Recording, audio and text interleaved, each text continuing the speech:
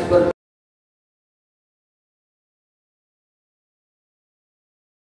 OWP dari Mabes Polri. Kemarin juga kita telah mendapat supervisi juga dari Kompolnas Pak, terus dari Irwasum. Yang ini memang setiap tahunnya pasti harus disupervisi, mengingat kegiatan OWP ini menggunakan anggaran yang cukup besar dan anggota-anggota yang dilibatkan. Mungkin dengan adanya supervisi, insya Allah tidak ada kekeliruan yang fatal. Dan seandainya memang keliru, mohon nanti diberikan arahan.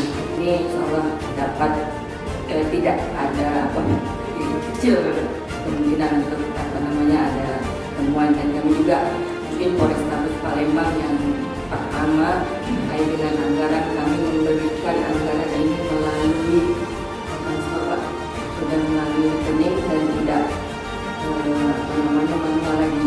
Jadi kalau memang sudah menjadi acuan dari Menko ya Pak, dari keuangan, itu segala sesuatu terkait dengan pembayaran anggaran untuk itu menggunakan transfer. Izin mungkin itu saja kelas dari kami.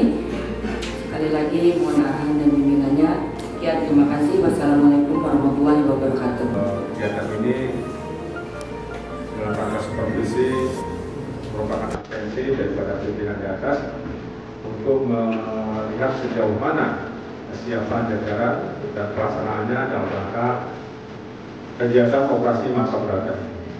Saya Pak Daud Polri bersama dengan tim yang sudah diperkenalkan oleh Ibu Bapak Polres, ada 4 orang di sini dan beberapa fungsionaris yang juga sudah berjajaran, termasuk rekan-rekan kami yang lain juga sudah seluruh jajaran di seluruh Indonesia. Serentak sama-sama semuanya, namun dibagi per sesuai dengan kapling-kaplingnya atau tempat-tempatnya. Kami dapat di Polda Metro, Lampung, Palembang, dan Banten. Ini yang ketiga. Insya Allah setelah Natal nanti yang terakhir saya ke Polda Banten.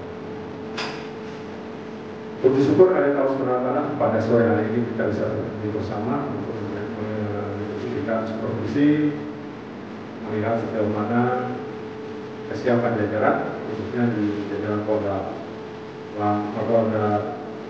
Sulsel dalam rangka pelaksanaan operasi Natal.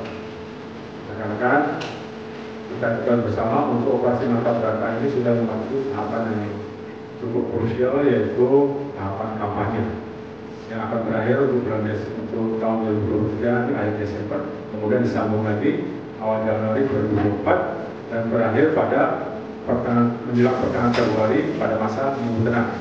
Kemudian tanggal 10 itu sudah memasuki minggu tenang. Jadi untuk pelaksanaan minggu tenang kita harapkan bisa berjalan dengan baik sehingga pemungutan suara pun bisa berjalan dengan baik. Kemudian juga untuk setiap tahapan-tahapan itu punya potensi kerawanan-kerawanan yang harus kita antisipasi. Karena memang merupakan tugas dan tanggung jawab kita bersama sebagai anggota Polri sesuai dengan amanah undang-undang untuk menciptakan Kamtipmas yang kondusif. Begitu juga dengan pelaksanaan pemilu, itu salah satu syarat suksesnya pelaksanaan pemilu adalah situasi Kamtipmas yang kondusif. Benarkan karena kita bertanggung jawab terhadap pelaksanaan pemilu supaya aman, bagaimana mewujudkan Kamtipmas yang kondusif.